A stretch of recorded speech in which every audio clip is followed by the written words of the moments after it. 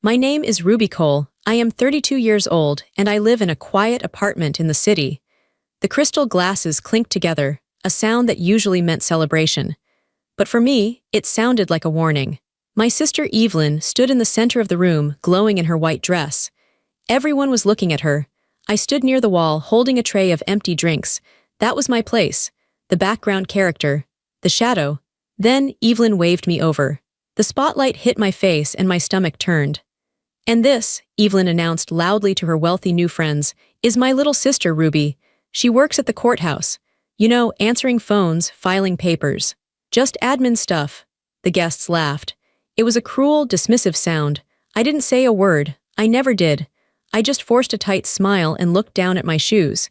It was easier to let them think I was nothing than to cause a scene. But one person wasn't laughing.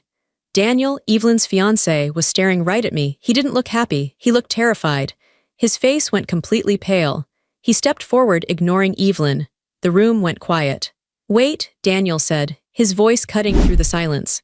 You are the judge. But before I tell you how everything flipped, like and subscribe, drop a comment. Where are you watching from? My name is Ruby Cole. I am 32 years old. I have lived in a very small box for most of my life. It was a box built by my mother, painted by my father, and locked tight by my sister Evelyn. The box was labeled Ruby. And inside that box, the rules were simple. I was the quiet one. I was the plain one. I was the one who was steady, reliable, and boring. That was my role. Every family has roles, just like a play or a movie. You have the star, the villain, the comic relief. In my family, Evelyn was the star. From the moment she could walk, she demanded applause. If she drew a picture, it was a masterpiece that had to be framed. If she sang a song, we all had to stop eating dinner and listen. She was bright, loud, and colorful. She sucked all the air out of the room, and my parents were happy to give it to her. Then there was me. I was just Ruby. If Evelyn was the firework, I was the ground she stood on to launch herself. I was necessary, I suppose, but no one looked at the ground. You only looked at the explosion in the sky. When we were children, this dynamic was set in stone. If I got an A on my report card, my mother would smile vaguely and say, "That's nice, honey." Then she would turn immediately to Evelyn. "Evelyn, tell us about your dance recital. Did you get the solo?" I learned very quickly that my achievements didn't matter. They didn't have enough sparkle. They didn't make for good dinner conversation. So I stopped sharing them. I learned to be quiet. I learned to blend into the wallpaper. It was safer that way. If I didn't ask for attention, I couldn't be rejected. This continued into adulthood. The gap between us only got wider. Evelyn went into marketing. It suited her perfectly. It was all about image, flash, and talking loud enough to make people believe you. She was great at it. She made good money, wore expensive clothes, and dated handsome men who looked like they came out of a catalog. I went into law. But I didn't tell them that at first. When I was in college, I told them I was studying justice. My father nodded and went back to his newspaper. He didn't ask what that meant. He assumed I meant I wanted to be a police officer or maybe a social worker. He didn't ask, so I didn't elaborate. When I got into law school, I didn't tell them. I was living at home for the first year to save money. I would study late at night in my bedroom with the door locked and a towel stuffed under the crack so the light wouldn't show. I read thick, heavy books about contracts and torts and constitutional rights. My brain was on fire with ideas. I felt powerful when I read those cases. I felt like the world made sense in a way it never did at the dinner table. In the law, facts mattered. In the law, everyone got a turn to speak. In the law, the truth eventually came out. My family thought I was just reading. My mother would knock on my door and say, "Ruby, stop reading those boring books and come help your sister pick out an outfit for her date." And I would go. I would close my book on civil procedure, walk out of my room, and tell Evelyn that the blue dress looked better than the red one. I played my part. When I graduated from law school, they came to the ceremony. But it was a hot day, and Evelyn had a headache. She complained the whole time about the sun. My parents were worried about her hydration. They missed the moment I walked across the stage because my mother was fanning Evelyn with a program. I remember standing there, holding my diploma, looking at their empty seats. It hurt. It felt like a sharp stone in my chest, but I swallowed the pain. I told myself it didn't matter. I had achieved this for me, not for them. Then came the job. I started at the courthouse. It was a grind. Long hours, piles of paperwork, high stress. I loved it. I loved the order of it. One night at dinner, about a month after I started, my father asked, "So, Ruby, what is it you do down there at the city building again?" I opened my mouth to say, "I'm a lawyer. I'm working in the prosecutor's office." But before I could get the words out, Evelyn laughed. She was scrolling on her phone. "Oh, Dad, she's an admin. You know, filing papers, answering phones, helping the important people stay organized. It's perfect for Ruby. She loves organizing things." My father nodded, satisfied with that answer. Admin, good, stable job, good benefits. I looked at Evelyn. She wasn't trying to be mean. She just genuinely believed that was the only thing I was capable of. In her mind, I wasn't smart enough or charismatic enough to be a lawyer. I was just Ruby. I was the helper. I could have corrected her. I could have slammed my hand on the table and said, "No, I am an attorney. I argue cases in front of a judge." But I didn't. I looked at my mother, who was already serving the pie. I looked at my father, who was watching the news on the TV in the corner. I looked at Evelyn, who was texting her boyfriend. I realized that correcting them would take so much energy. I would have to prove it. They would look at me with skepticism. They would ask a million questions, not because they cared, but because they doubted me. They would make me feel like I was lying. "Yes," I said quietly. "Admin. It's a stable job." That was the lie that sealed the box. From that day on, I was the courthouse girl. The admin, the secretary. Years passed. I worked harder than anyone I knew. I stayed late. I took on the tough cases. I built a reputation not as a flash in the pan but as a hammer. I was relentless. I was fair, and I was smart. My colleagues respected me. When I walked into a courtroom, people stood up. Lawyers nervously checked their notes when they saw me on the opposing counsel table. I had power. I had a voice that rang clear and true in those high-ceilinged rooms. But on Sunday nights, I went to my parents' house for dinner, and I turned back into a mouse. "Ruby, can you refill my water?" "Ruby, did you hear about Evelyn's promotion?" "Ruby, you look tired. Is the filing getting to be too much?" I lived a double life. In one life, I was a force of nature. In the other, I was a piece of furniture. Then, the biggest moment of my career happened. A seat opened up on the bench. It is rare for someone my age to even be considered, but my record was spotless. The other judges liked me. They knew I was serious. They knew I read every page of every brief. I went through the vetting process. It was grueling. Interviews, background checks, committees. I didn't tell my family a single thing. Why would I? They thought I was answering phones. How do you explain to people who think you answer phones that you are about to become a superior court judge? When I got the call, I cried. I sat in my office, surrounded by my boring books, and I wept. I had done it. I was Judge Ruby Cole. I wanted to call my mom. I picked up the phone 3 times, but each time I heard her voice in my head. "That's nice, honey. But guess what Evelyn did today?" I put the phone down. I decided I would tell them when the time was right. I would wait for a moment when they were actually listening. But that moment never came. There was only one person who had an inkling. My cousin Lily. Lily was the black sheep of the family because she moved to Europe to be an artist. She only came back for holidays. Last Thanksgiving, Lily found me in the kitchen washing dishes while everyone else watched football. She leaned against the counter and watched me scrub a pot. "You're different, Ruby," she said. I looked at her startled. "What do you mean?" "You hold yourself differently now," Lily observed. "You walk like you own the place. But the second Mom or Aunt Susan walks in, you shrink." "Why do you do that?" I shrugged, scrubbing harder. "It's easier." "Is it?" Lily asked. "It looks painful. You're hiding something huge. I can feel it. You're like a superhero with a secret identity. Clark Kent and Superman, except you never take off the glasses." "It's just a job, Lily," I lied. "It's not just a job," she said softly. "I see you, Ruby. Even if they don't." I almost told her then. I almost broke. But just then, Evelyn burst into the kitchen. "Ruby, we're out of ice. Can you run to the store? Daniel loves his drinks cold and we are totally out." I looked at Lily. Then I looked at Evelyn. "Sure," I said. "I'll go get ice."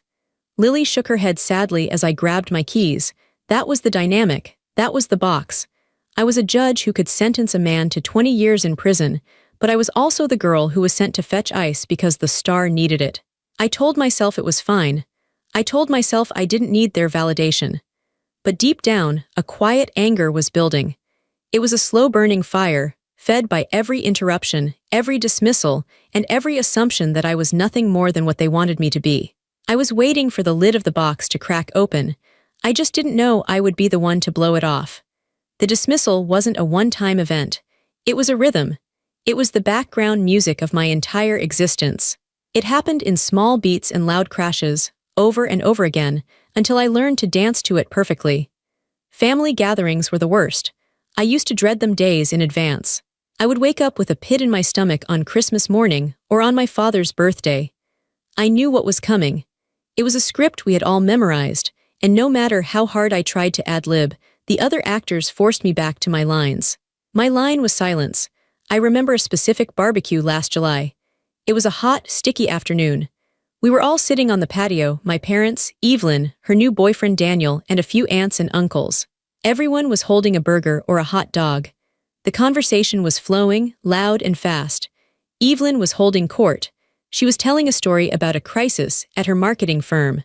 "So the client calls me at midnight," Evelyn said, using her hands to emphasize the drama. "Midnight, and he's screaming that the shade of blue in the logo is too sad. Can you believe that? Too sad. So I had to wake up my entire team, get the graphic designer on Zoom, and we spent 4 hours finding a happier blue. It was a nightmare. I literally saved the account single-handedly." Everyone gasped. "Oh, Evelyn, you work so hard," my Aunt Susan said, shaking her head. "You really have a gift for people," my mother added, beaming. "Most people would have just quit. You have such tenacity." I sat there, eating my potato salad. I wanted to scream. Tenacity. Finding a blue color. Earlier that week, I had presided over a custody hearing that lasted 3 days. It was heartbreaking. I had to decide whether to remove 2 children from their mother's care because of neglect. I had listened to testimony that made my blood run cold. I had to be stoic. I had to weigh the evidence. I had to make a choice that would alter the course of 4 lives forever. When I banged my gavel, my hand didn't shake, but my heart was pounding. It took me hours to calm down afterward. I felt a sudden urge to share. I wanted them to know that I had tenacity too. "I had a tough week too," I said.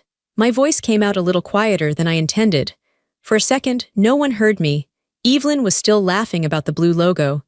"I had a tough week too," I said, a little louder this time. The table went quiet. Heads turned toward me. It wasn't an interested silence. It was a polite, impatient pause, like pressing pause on a movie to go to the bathroom. They were just waiting to hit play again. "Oh," my father said. "Did the copier break again, Ruby?" A few people chuckled. "No," I said, feeling the heat rise in my cheeks. "Actually, I had a really difficult case. It was a custody battle. It was very emotional. The mother was—" "Ruby, honey," my mother interrupted. She stood up and reached across the table. "Pass the ketchup, will you? Uncle Bob's burger is dry." I stopped. My mouth was still open. "The ketchup," she repeated, wiggling her fingers. I picked up the bottle and passed it to her. "Thanks," she said. Then she turned immediately back to Evelyn. "So, did the client like the new blue?" And just like that, I was erased. My custody battle, the weeping mother, the terrified children, the weight of the law, it was all shoved aside for a bottle of ketchup and a story about a logo. I looked down at my plate. I felt a familiar burning behind my eyes, the sting of tears I refused to shed.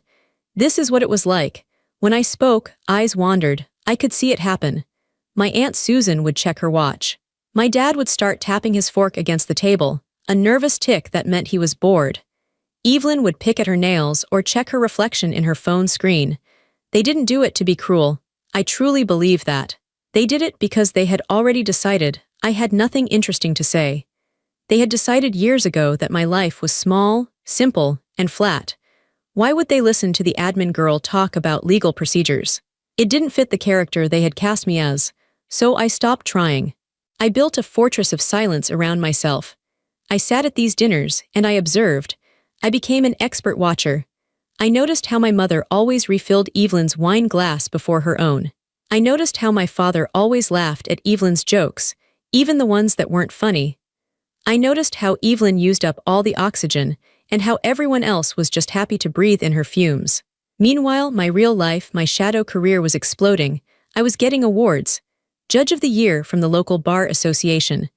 I had a plaque on my office wall. I had a heavy oak desk.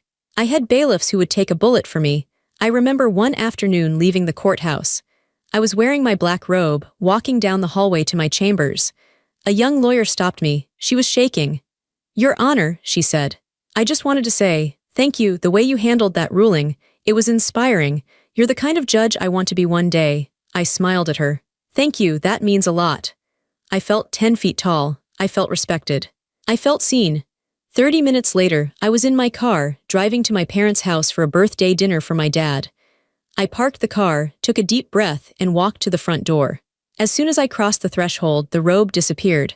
The "Your Honor" disappeared. Ruby, my mom yelled from the kitchen.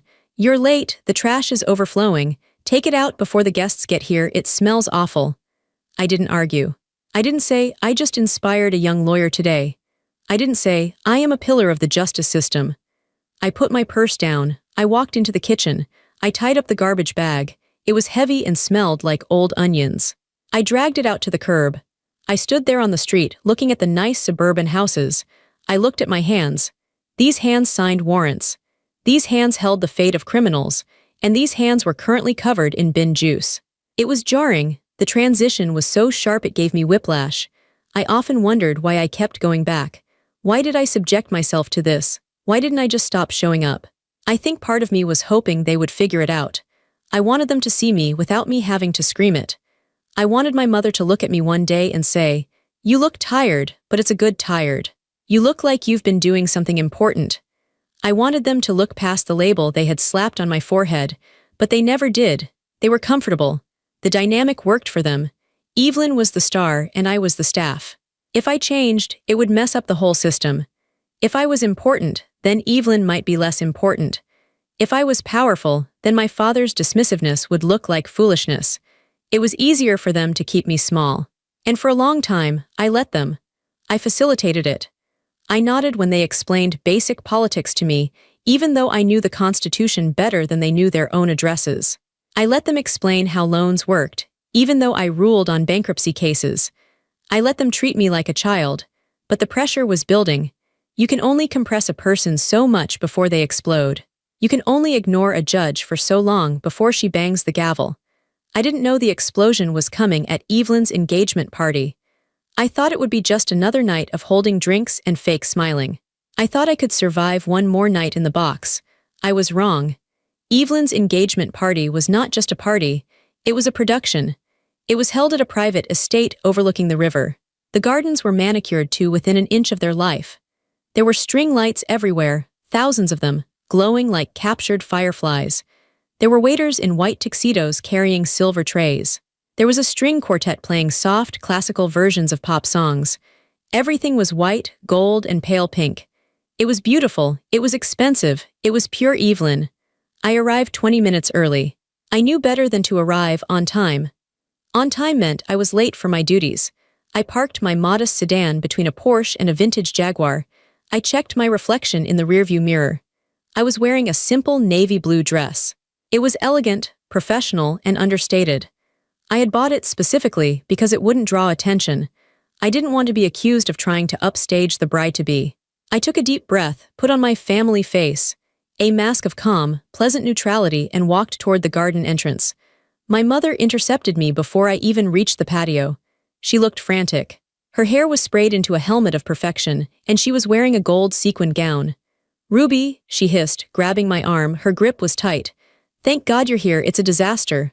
"What's wrong?" I asked. "The napkins," she said, her eyes wide with panic. The caterer put out the cream napkins, but Evelyn specifically asked for the ivory ones. "The cream clashes with the tablecloths. You have to fix it." "Mom, I don't think anyone will notice the difference between cream and ivory," I said gently. She looked at me like I had just suggested we burn the house down. "Evelyn will notice. Go. Run to the supply tent. Swap them out, now, before people start eating." She pushed me toward the service tent. So within 2 minutes of arriving, I was working. I found the ivory napkins. I went from table to table, swapping them out, clutching a bundle of cloth to my chest. I felt ridiculous. I was a 32-year-old woman. I was a judge. And I was sprinting around a garden fixing a napkin emergency that existed only in my mother's head. The guests started to filter in. These were not just family friends. These were Daniel's people. Daniel, Evelyn's fiancé, came from money. Old money. Serious money. His family owned half the real estate in the city. His friends were lawyers, doctors, politicians, and business tycoons. As I moved through the crowd, collecting empty glasses and straightening chairs, I caught snippets of conversation. They were talking about the market, about landmark legal cases, about city zoning laws.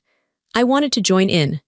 I heard a man discussing a recent ruling on property rights, a ruling I had actually written a dissenting opinion on a few months ago.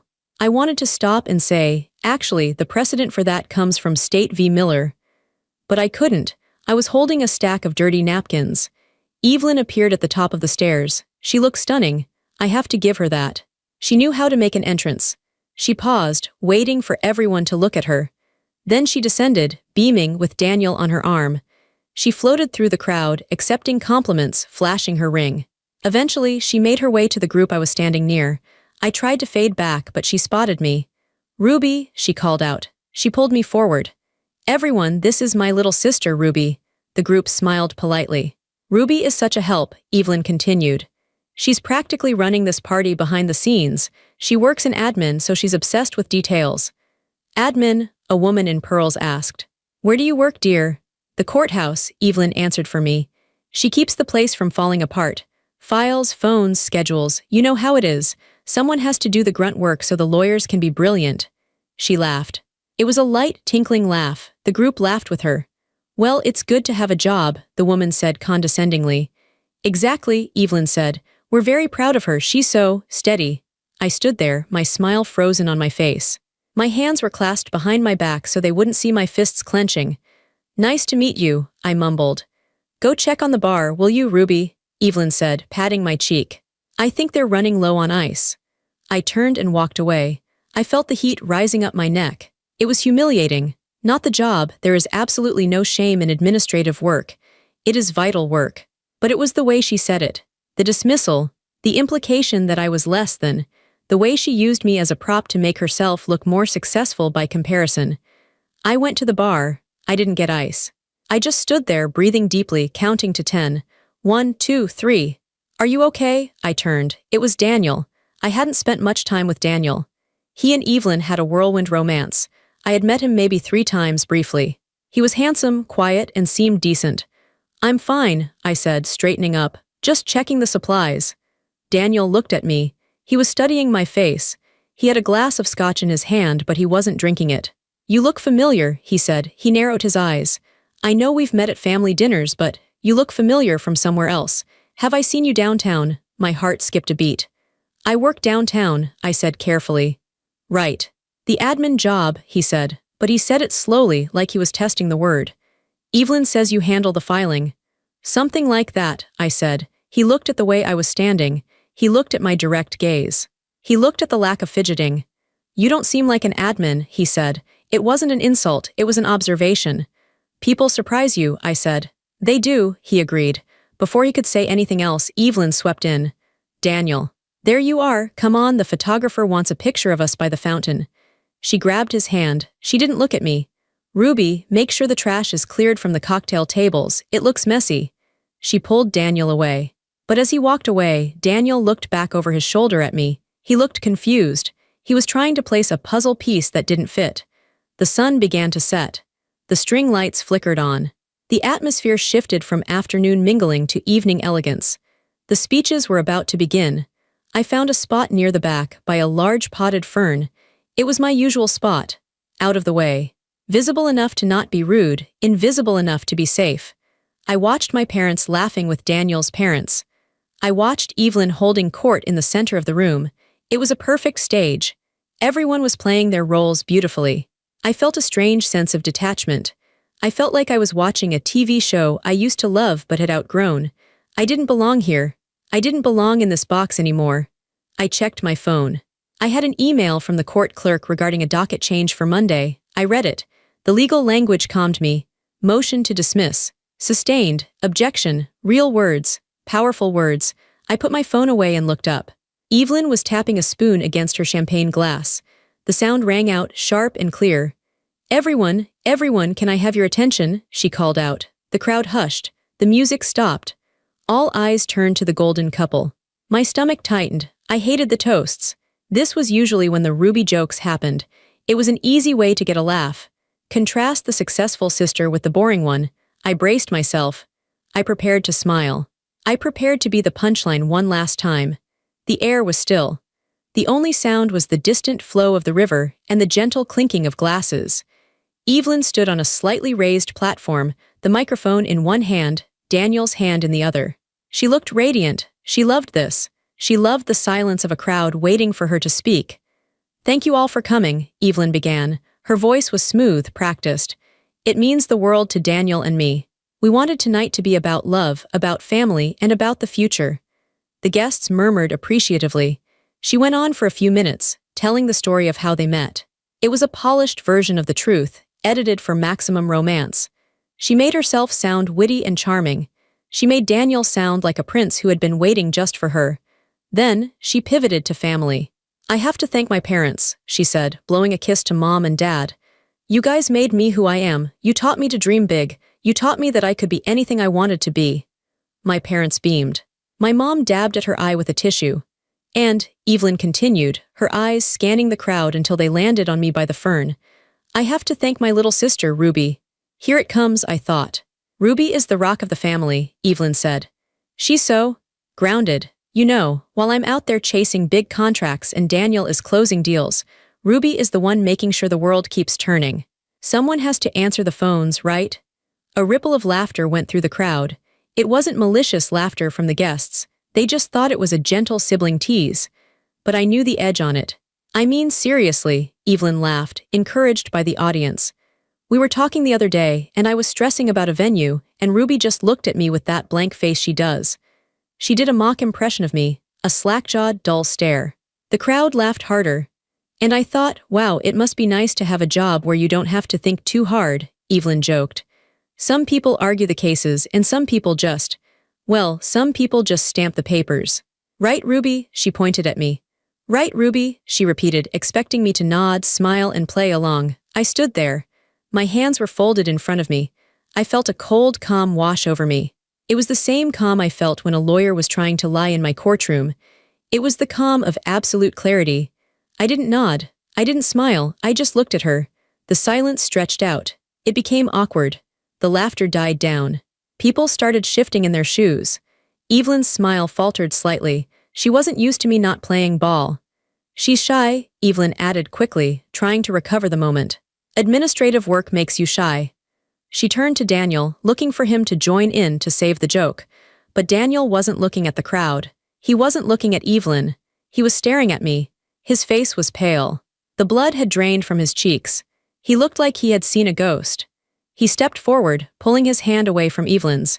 He took the microphone from her, or maybe he just spoke loud enough that he didn't need it. "Daniel," Evelyn whispered. "What are you doing?" Daniel ignored her. He walked to the edge of the platform. He squinted at me despite the dim light. "Ruby," he said. His voice was serious. It wasn't the voice of a future brother-in-law making a toast.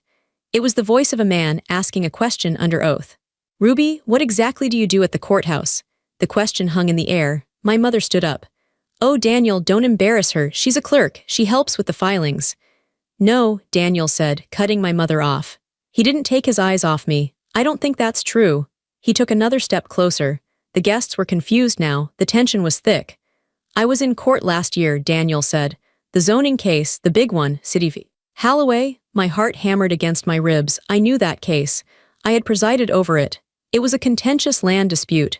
Daniel had been a witness for the defense. He had testified for 10 minutes. I had been wearing my glasses, my hair pulled back tight, my black robe swallowing my figure. I sat high up on the bench. He had sat low in the witness box. "I testified," Daniel said, his voice shaking slightly. "The judge," she was tough. She was brilliant. She tore the defense apart on a technicality regarding the survey lines. He looked at Evelyn, then back at me. "The judge's name," Daniel said slowly, "was Judge Cole." He looked at me. "Your last name is Cole." "Yes," I said. My voice was steady. "It is." "And you work at the courthouse," he said. "Yes." "You don't answer phones," Daniel said. It wasn't a question anymore. It was a realization crashing down on him. "No," I said. "Daniel, what are you talking about?" Evelyn snapped. She looked annoyed. "She's an admin. Stop being weird." Daniel turned to Evelyn. He looked at her like she was a stranger. "Evelyn, your sister isn't a secretary." He turned back to me. The whole party was listening now. You could hear a pin drop in the grass. "You are the judge," Daniel said. "You are Judge Ruby Cole." I looked at my parents. My mother's mouth was open. My father was frowning, his fork suspended halfway to his mouth. I looked at Evelyn. She looked furious, confused, and suddenly very small. I looked at Daniel. Yes, I said. I am. The words rang out. 2 simple words. Everything froze. It was as if I had dropped a bomb in the middle of the garden. The small box I had lived in for 30 years didn't just open. It shattered. The silence that followed wasn't the silence of dismissal. It was the silence of shock. And for the first time in my life, I wasn't the one looking down at my shoes. I was the one looking back. The word yes is usually a simple word. It is small. It is common. But in that garden, under the string lights, that one word weighed 1,000 pounds. Yes, I am. The sound of my voice didn't boom. I didn't yell it.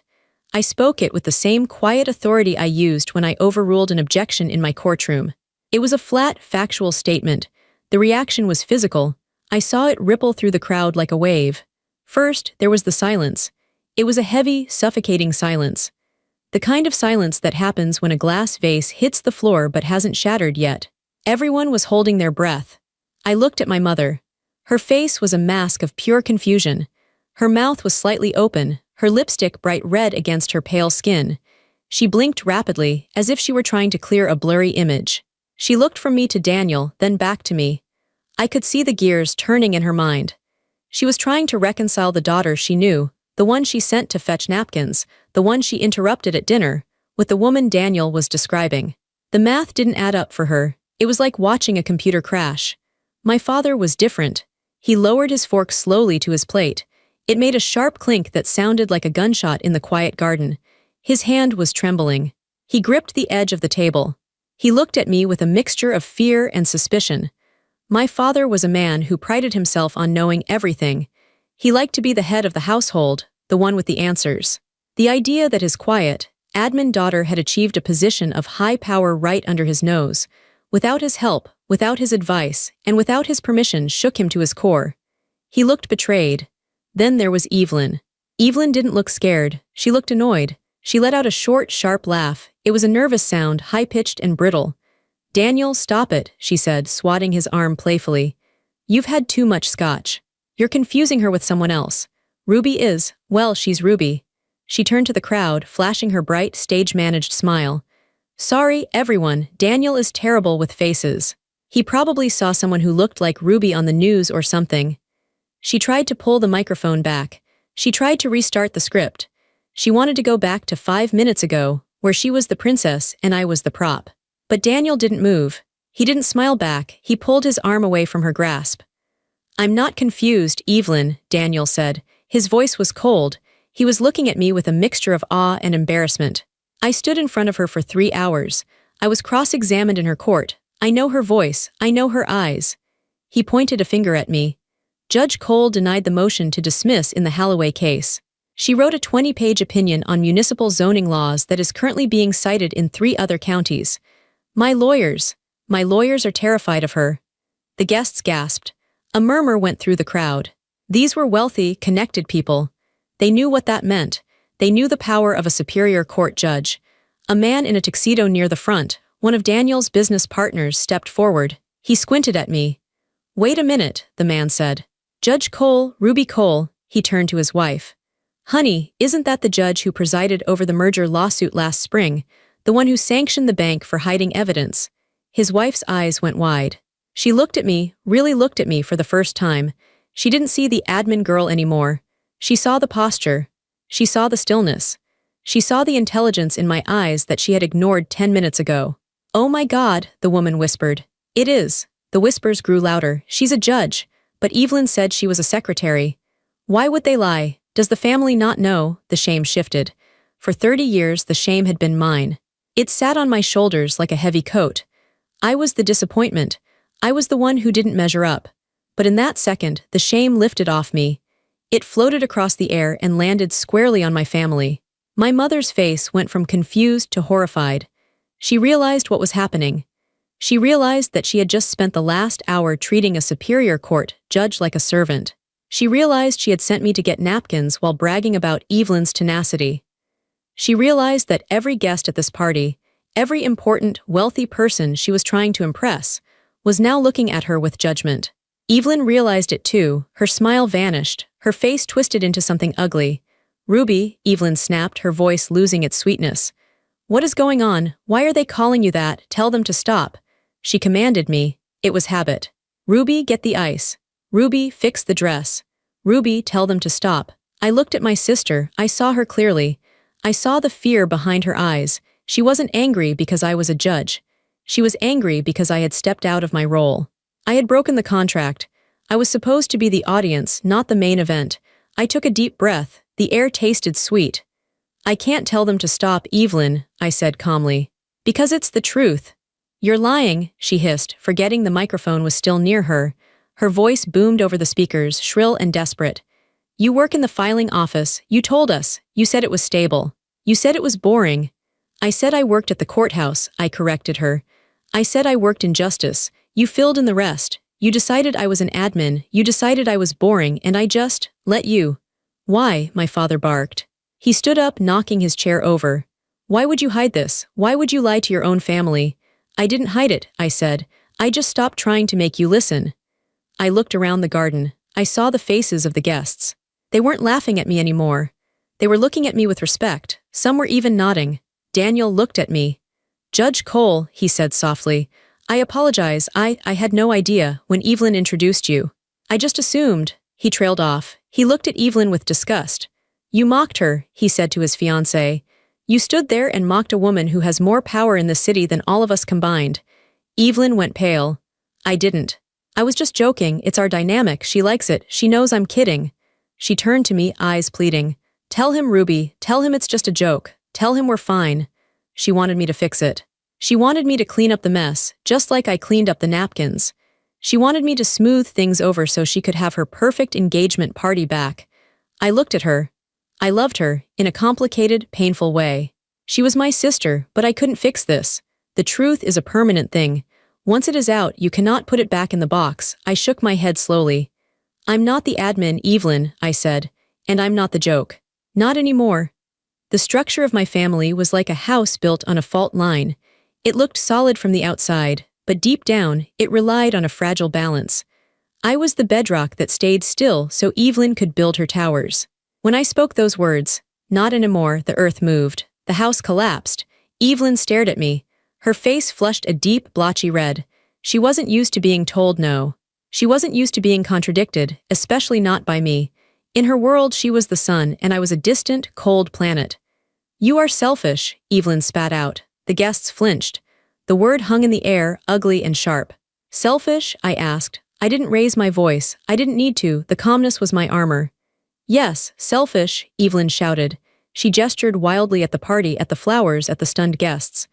"This is my night. This is my engagement. And you just had to make it about you. You just had to come here with your secret little victory and throw it in my face." "I didn't say anything, Evelyn," I pointed out. Daniel asked. "You were the one who brought me up here. You were the one who made the joke about me answering phones. You handed me the microphone." "You let me look stupid," she screamed. Tears were starting to well up in her eyes, angry tears. "You let me stand here and brag about myself while you were secretly laughing at me. You set me up." "I wasn't laughing at you," I said gently. "I was just standing there, being Ruby. The Ruby you created." Daniel stepped between us. He turned his back on Evelyn, effectively cutting her off from the crowd. He looked at her parents. "Did you know?" Daniel asked my father. "Did you know she was a judge?" My father looked trapped. He loosened his tie, his neck sweating.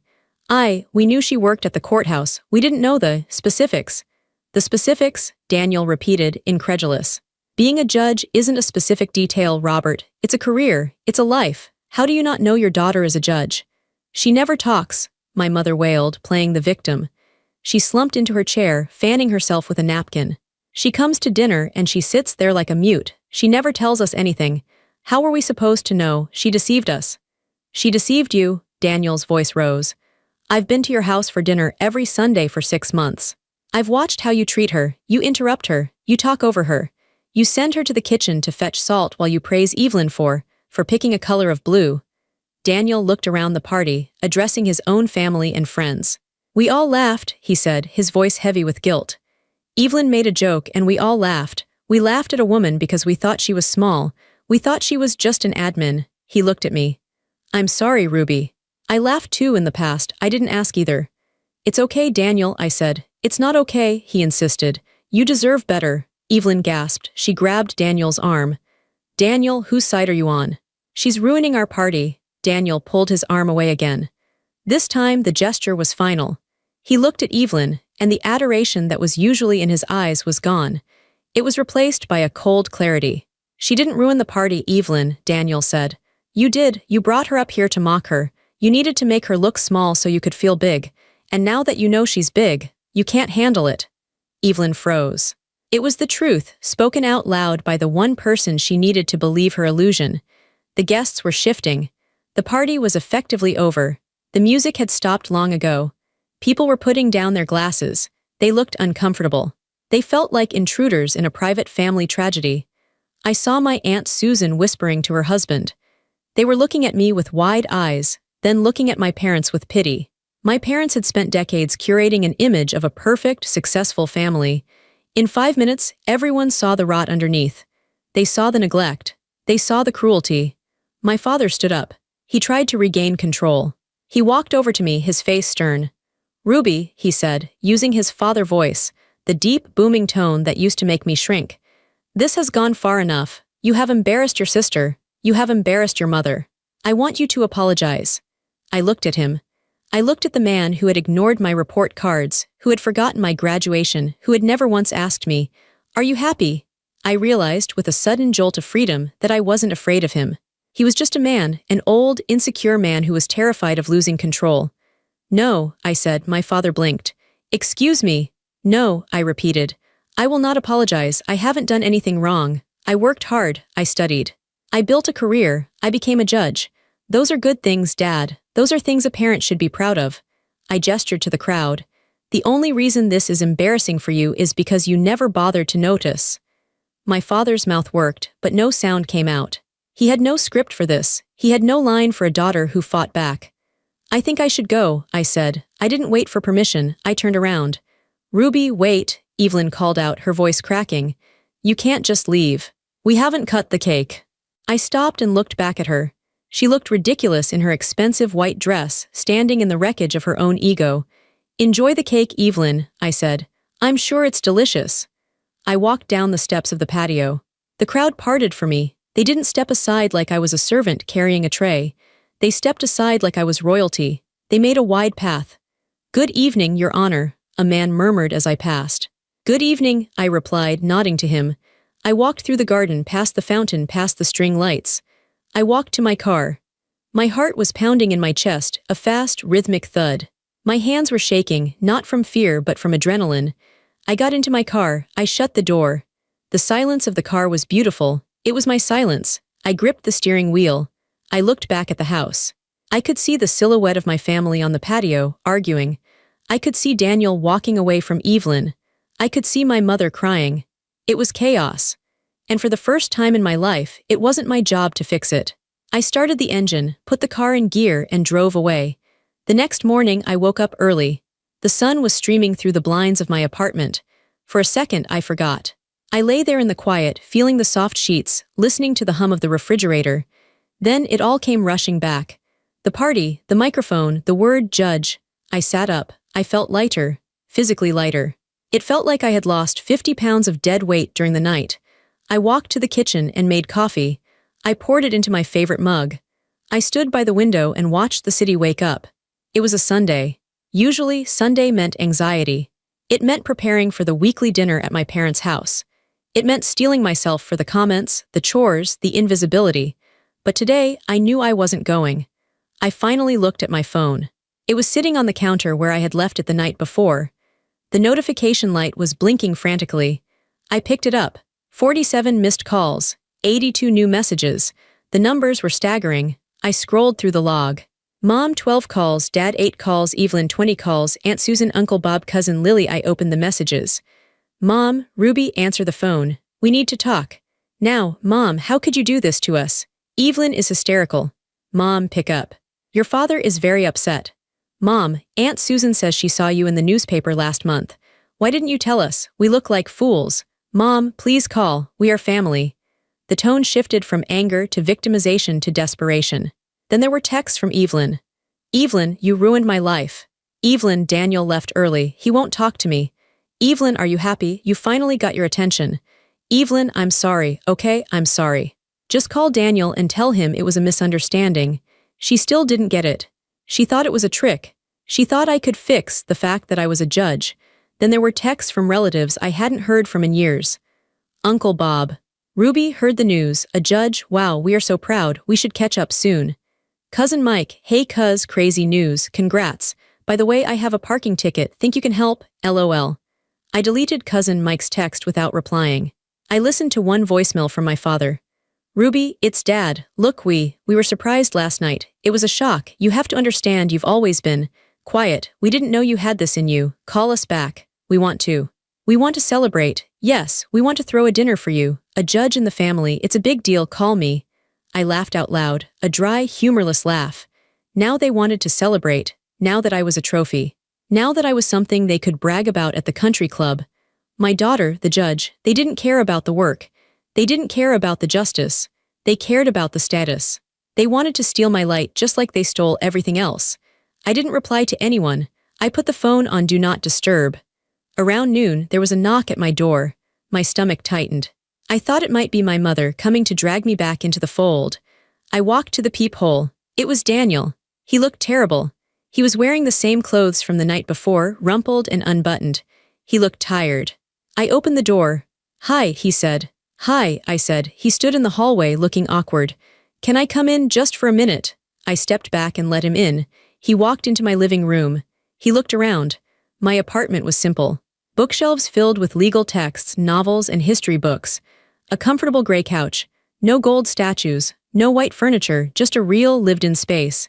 It's nice, he said. It's quiet. I like quiet, I said. He turned to me. I wanted to apologize again for everything, for not knowing. You didn't have to come here, Daniel, I said. I did, he said. I ended it. I looked at him, surprised. You ended the engagement, he nodded. He rubbed his face with his hands. I sat there last night watching her, watching how she treated you, watching how she treated her parents, and I realized, I don't know her. I fell in love with a performance. I fell in love with the star. But the person underneath, she's cruel, Ruby. She's deeply insecure and she covers it up by hurting people. He looked at me intently, and I realized I was part of it. I sat at that table and let it happen, because it was easy, because I wanted to be part of the perfect family.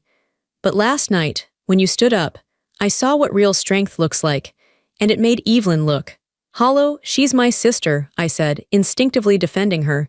She's not a monster, she's been taught that she has to be the best to be loved. Maybe, Daniel said. But I can't marry a woman who treats her sister like a servant. I can't unsee it. He let out a long breath. Anyway, I just wanted to tell you, you are remarkable, Judge Cole, I hope. I hope your family figures that out. Thank you, Daniel, I said. He left. I closed the door and leaned against it. My family was falling apart. The wedding was off. My parents were in a panic. Evelyn was devastated. And for the first time in my life, I didn't feel guilty. I didn't feel like I had to fix it. I realized that this wasn't my fault. This was the inevitable result of the truth coming to light. You cannot build a foundation on lies and expect it to hold when the wind blows. I was the wind, and I was done being still. 3 days later, Evelyn came. She didn't call first. She just showed up. I opened the door and almost didn't recognize her. She wasn't wearing makeup. Her hair was pulled back in a messy bun. She was wearing sweatpants and a baggy t-shirt. I had never, in 32 years, seen my sister look like this. She looked normal, she looked human. She stood in the hallway clutching her purse. She looked smaller than usual. Can I come in? She asked. Her voice was small, raspy. She had been crying. I stepped aside. She walked in. She didn't look at the apartment. She walked straight to the couch and sat down, curling her legs under her. I went to the kitchen and got her a glass of water. I sat down in the armchair opposite her. We sat in silence for a long time. The clock on the wall ticked.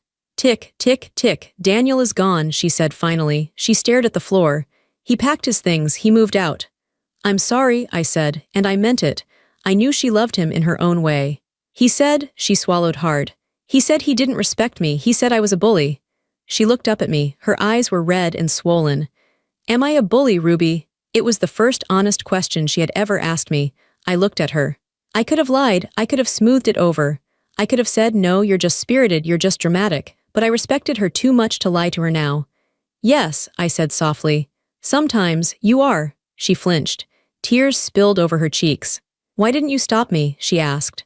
Why did you let me treat you like that for years? Why did you fetch the drinks? Why did you let me call you admin? If you were this big shot judge. Why did you let me make you look small?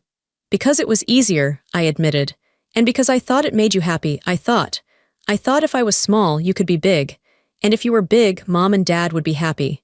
I was trying to keep the peace, Evelyn. You weren't keeping the peace, she whispered. You were letting me become a monster. She wiped her face with her sleeve. I was always so jealous of you. I stared at her. Jealous of me. You're the star, Evelyn. You're the one everyone looks at. That's why, she said. I have to make them look, I have to perform, I have to be perfect. Every single day, it's exhausting, but you, she gestured to me. You were always just steady. You didn't need the applause. You could sit in a corner and read a book and be perfectly content. You didn't need them to tell you who you were. I hated that. I wanted to shake you. I wanted to make you feel as insecure as I felt. She looked at me with raw honesty. When Daniel asked what you did, and you said judge, I felt like I was shrinking.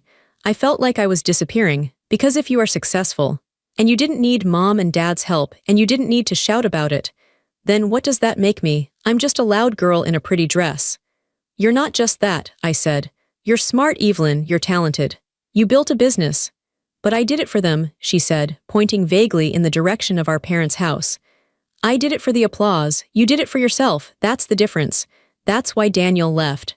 He saw that you were real and I was just a reflection. She put her head in her hands and sobbed. I moved from the chair to the couch. I sat next to her. I put my arm around her shoulders. She leaned into me. She cried like a little girl. I held her. I was the big sister in that moment, even though I was younger. I wasn't competing with you, I said into her hair. I never wanted to beat you. I just wanted to be me. I know, she sobbed. I know. We sat there for an hour. She cried until she had no tears left. When she finally sat up, she looked exhausted but calmer. The frantic energy was gone. The Evelyn performance was gone. I don't know what to do, she said. My engagement is over. My parents are driving me crazy. They keep asking how we can spin this to make the family look good. I just want to run away. So run away, I said. Go on a trip. Go somewhere where no one knows you. Figure out who you are when you're not Evelyn the star. She looked at me. Is that what you did in the courtroom? Yes, I said. The law doesn't care about my family. It only cares about the truth. It was the only place I could breathe. She nodded slowly. She stood up. I'm sorry, Ruby, she said. I really am. I don't know if I can change overnight. I'm probably still going to be selfish sometimes. But I see you now, I promise. I see you. That's all I wanted, I said. She walked to the door. She paused. You know, Judge Cole sounds pretty cool. I smiled, a real, genuine smile.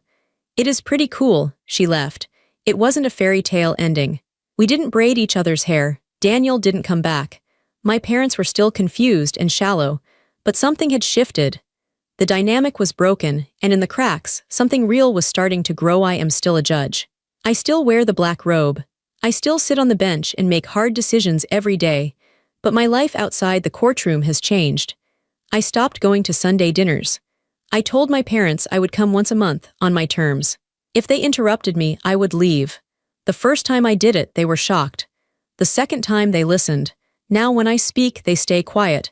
They don't understand me, not really, but they respect me. Or maybe they just fear me a little. That's okay too. I see Evelyn sometimes. She moved into a smaller apartment. She's seeing a therapist. We go for coffee. It's awkward sometimes, but it's honest. We are learning how to be sisters without the roles. I learned a hard lesson that night in the garden. I learned that silence doesn't buy you peace. It only buys you invisibility. I thought that by staying small, I was protecting myself. I thought that if I didn't challenge my family, they would love me. But they didn't love me. They loved the convenient version of me. They loved the doormat. By hiding my success, I wasn't being humble. I was being complicit in my own erasure. I was helping them mistreat me. There are so many people like me. I see you. You are the quiet one at the table. You are the one who fixes the problems while everyone else takes the credit. You are the one who swallows your words because you're afraid of rocking the boat. You are the one who has a whole universe inside you, talents, dreams, achievements, that your family chooses to ignore because it doesn't fit their narrative. I am telling you this now from the other side. You don't owe anyone a smaller version of yourself just so they feel bigger. You don't owe your parents your silence. You don't owe your siblings your submission. You don't owe the world a duller shine just because your brightness hurts their eyes. If you have been hiding your growth, stop. If you have a secret identity that you are proud of, share it. Put it on the table. Force them to look at it. Maybe they will celebrate you. Maybe they will be jealous. Maybe, like my family, they will fall apart. Let them fall apart. Because the people who really love you, they will want to know the real you. They will want to know the judge, not just the admin. They will want to know the artist, the writer, the singer, the CEO, the person you have become.